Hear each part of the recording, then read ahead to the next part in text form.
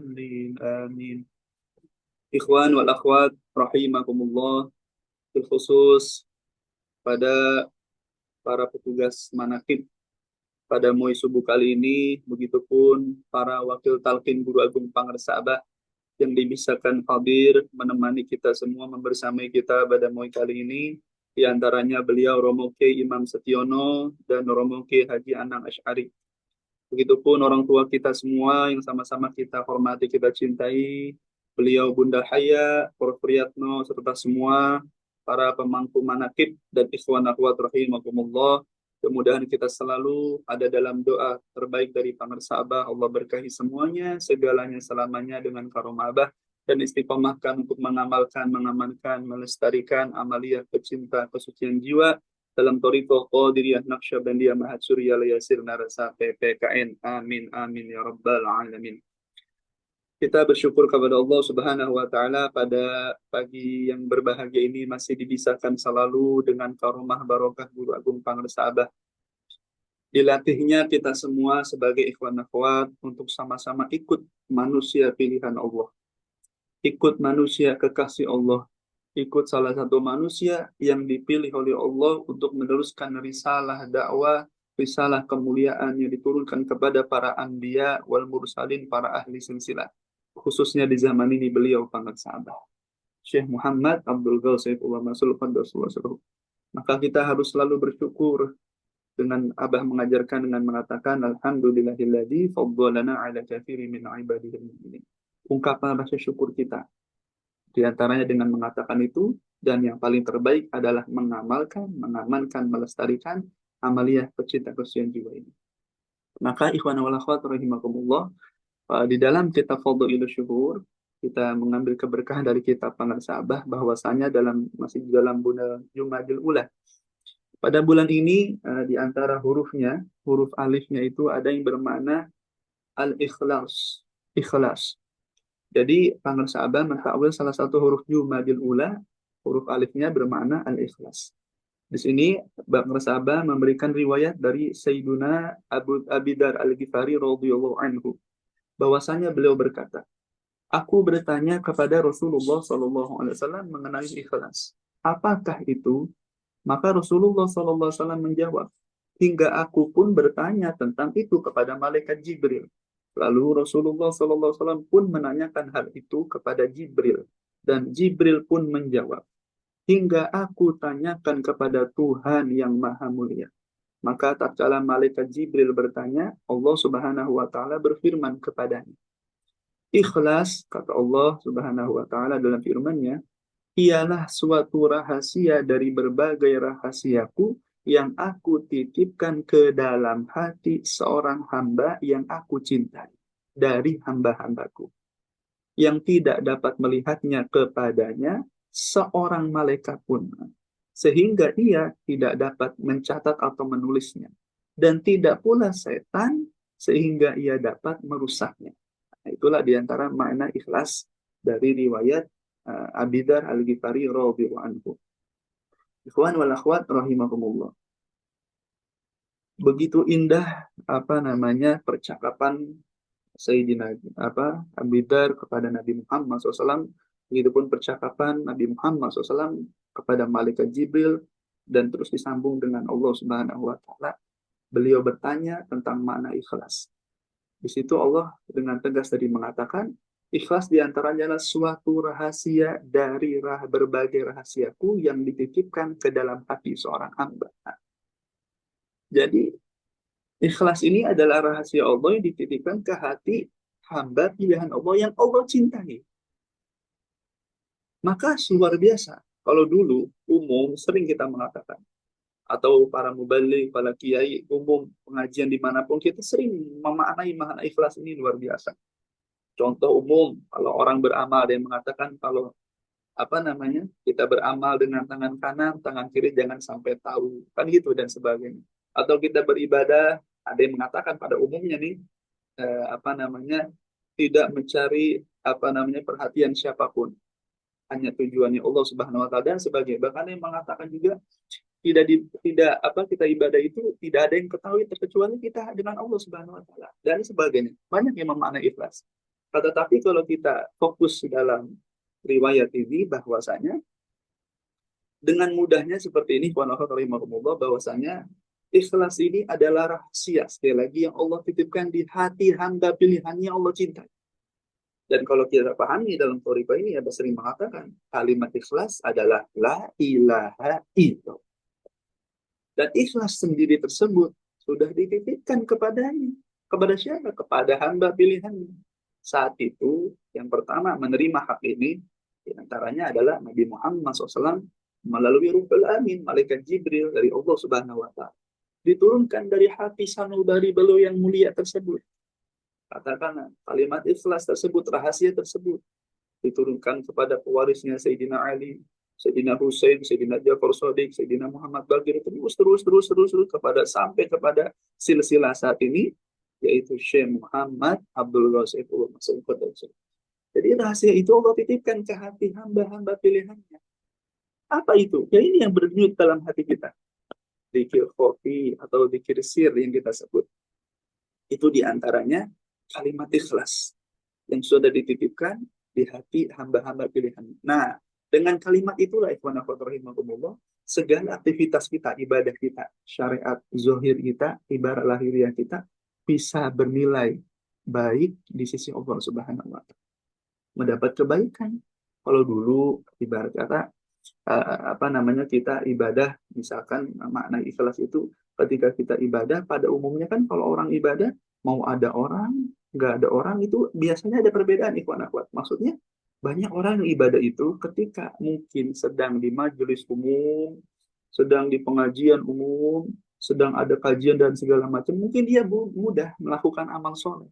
Karena sebagian orang ini bisa semangat ketika banyak orang di majelis atau di pengajian yang ia datangi, sehingga menggugah semangatnya untuk melakukan kebaikan.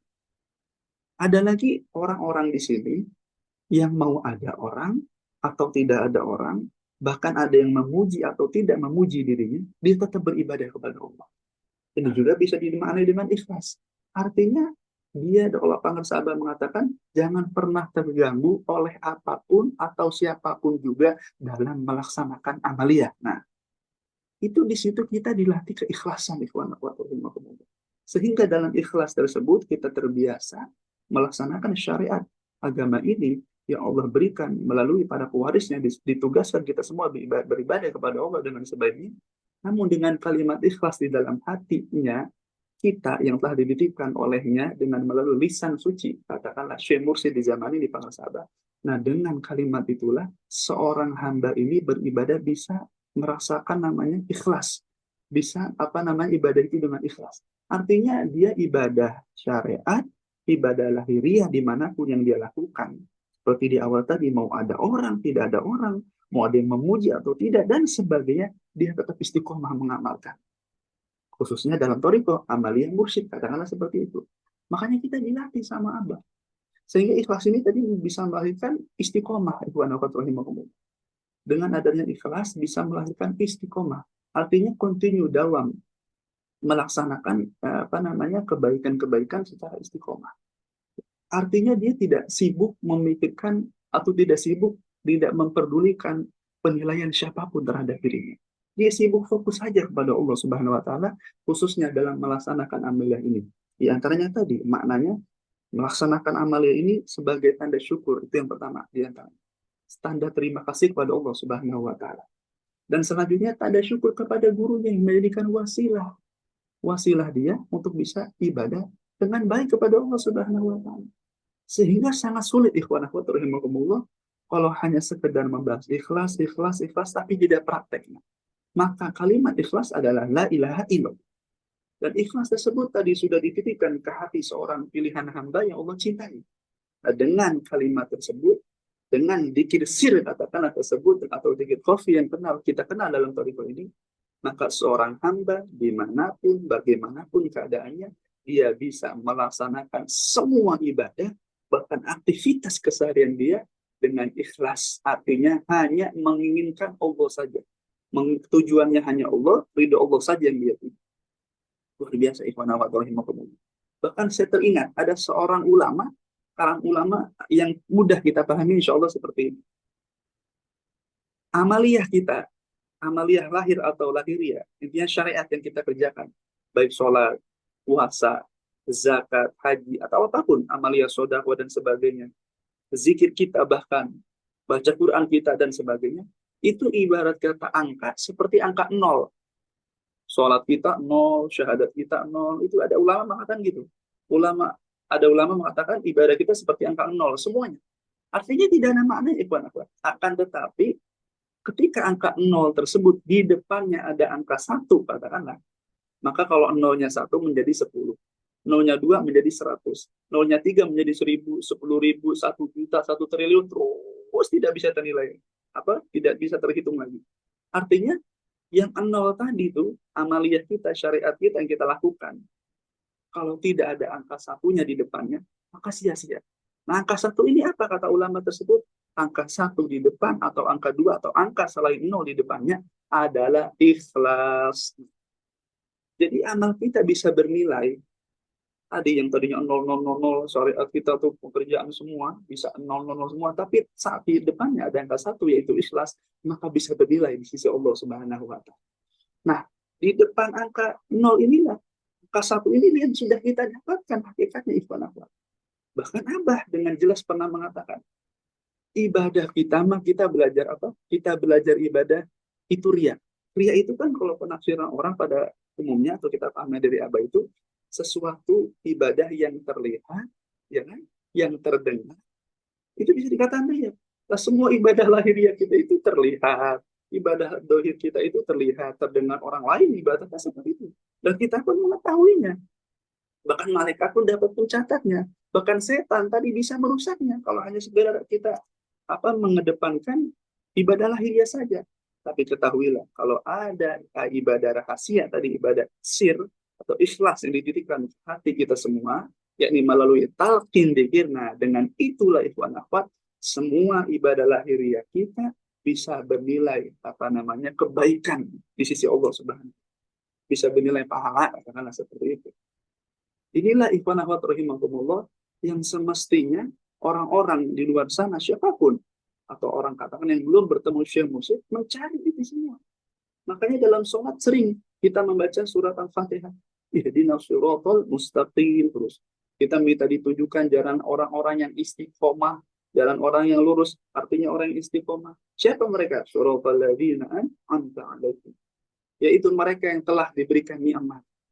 Diberikan nikmat di sini Abah memaknai adalah nikmat zikir, nikmat zikrullah, nikmat mengingat Allah Subhanahu wa taala, berzikir kepada Allah. Nah, dengan kalimat ikhlas yang sudah ditanamkan ke hati kita semua, maka beda kita ibadahnya pada orang umum atau beda ibadah kita pada diri kita sendiri sebelum ditalqin. Bedanya apa tadi? Kita sudah punya alatnya untuk bisa ibadah ikhlas dalam keadaan apapun kepada Allah Subhanahu. Sebagaimana kita dikir secara lahiriah orang melihat kita pada umumnya yang belum ditajkan, tahunya zikir la ilaha illallah. Kita perbanyak kalimat itu. Belum sholat-sholat sunnahnya, belum sholat belum manakibannya, belum amalia-amalia yang lainnya yang kita ketahui dalam amalia mursyid. Ini kan kalau pada umumnya ikhwan akhwat kan lumayan dahsyat ibadah ini. Karena di atas rata-rata.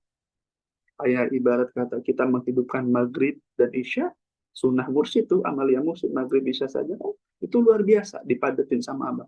Dari mulai maghrib sampai isya kita full ibadah. Bahkan sekarang terus disambung maksudnya dengan isya. Tidak putus antara maghrib dan isya. Luar biasa. Belum amaliyah malamnya, katakanlah ada sholat-sholat sunnah.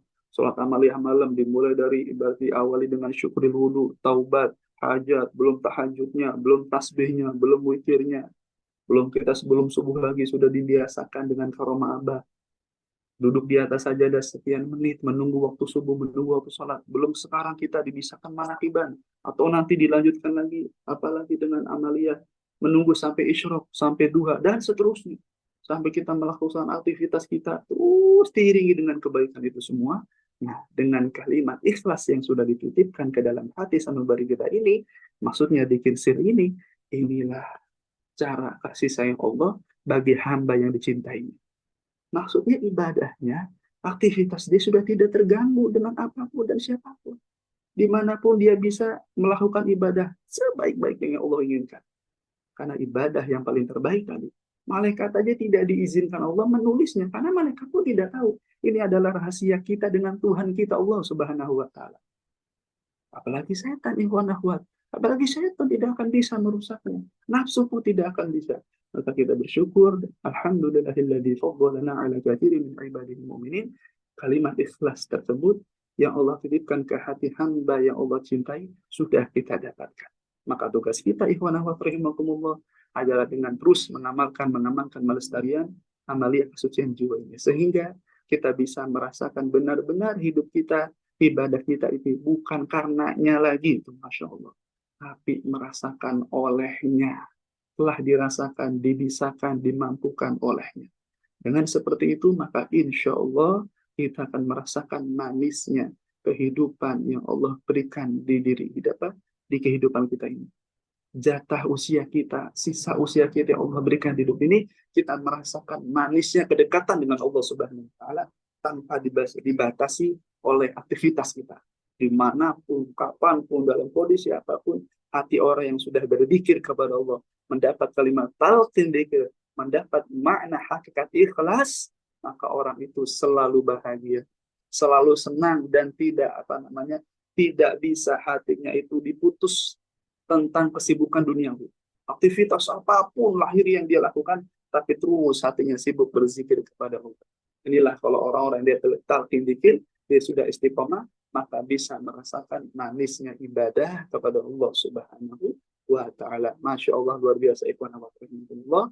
Mudah-mudahan intinya kita diberikan selalu istiqomah dengan karomah untuk mengamalkan amalia kesucian jiwa ini, sehingga kehidupan kita terus dibimbing dengan karomah abah, dan sehingga kita pulang kepada Allah dengan membawa hati yang bahagia, selamat semuanya, segalanya selamanya, dan Allah berkahi semua hidup kita dengan karomah barokah pangsahabat. Amin amin ya rabbal alamin. Mungkin itu saja yang dapat kami sampaikan. Terima kasih atas perhatiannya ikhwan akhwat. Mohon maaf walakum minkum. Assalamualaikum warahmatullahi wabarakatuh. Waalaikumsalam warahmatullahi